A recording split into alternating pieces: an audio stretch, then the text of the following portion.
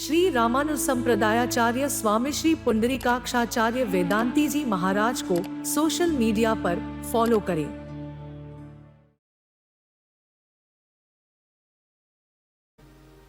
दो महात्मा थे, तपस्या कर रहे थे। एक महात्मा बैठे थे इमली के पेड़ के नीचे और एक महात्मा बैठे थे खजूर के पेड़ के नीचे। नारद जी महाराज जा रहे थे, दोनों को देखा तो दोनों ने प्रणाम किया। कहा, महाराज आप तो भगवान के यहाँ जाते आते हो, एक कृपा करना, भगवान से पूछना हमें दर्शन कब मिलेगा। ठीक है भैया, पूछेंगे। भगवान को गए, प्रणाम किया। महाराज वो दो भूमंडल पे महात्मा आपका भजन करते हैं, कहीं कहीं पर कदली का, केले का भी पेड़ बताते हैं। वो दोनों महात्मा तपस्या करते हैं, आपसे दर्शन की कामना चाहते हैं। आप कब दर्शन दोगे? भगवान ने कहा, वो इमली के पेड़ के नीचे बैठा है ना, हाँ हाँ, उसको कह देना इमली के पेड़ में जितने पत्ते हैं उतने कल्प बीतने के बाद में उसे दर्शन दूंगा। एक कल्प कितना होता मालूम है? ब्रह्मा जी का एक दिन एक कल्प कहलाता है। 1000 बार 4 युग आके चले जाते तब एक कल्प होता है।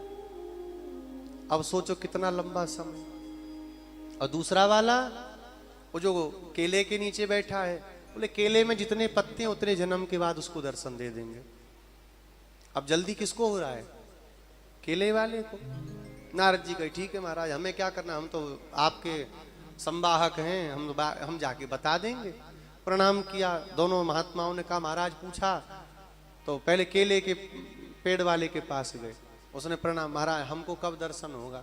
बोले जितने इसमें पत्ते हैं उतने जन्म के बाद भगवान मिलेंगे।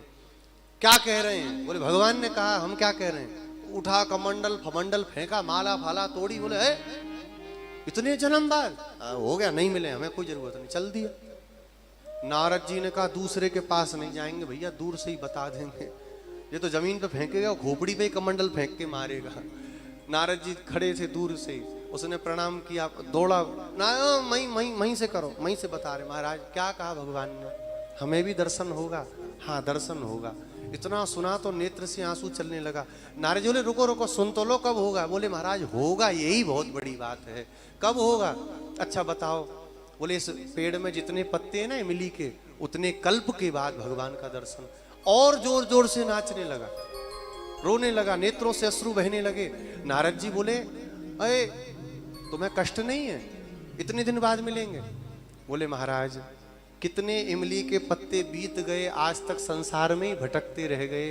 अब कम से कम निश्चय तो हो गया कि प्रभु इतने बाद मिलेंगे, यही बहुत बड़ी बात है। कभी मिले पर मिलेंगे, ये बड़ी बात है। और जब रोने लगा, उसी समय भगवान शंख चक्र गदा पद्म धारण प्रकट हो गए सामने, हृदय से लगा लिया।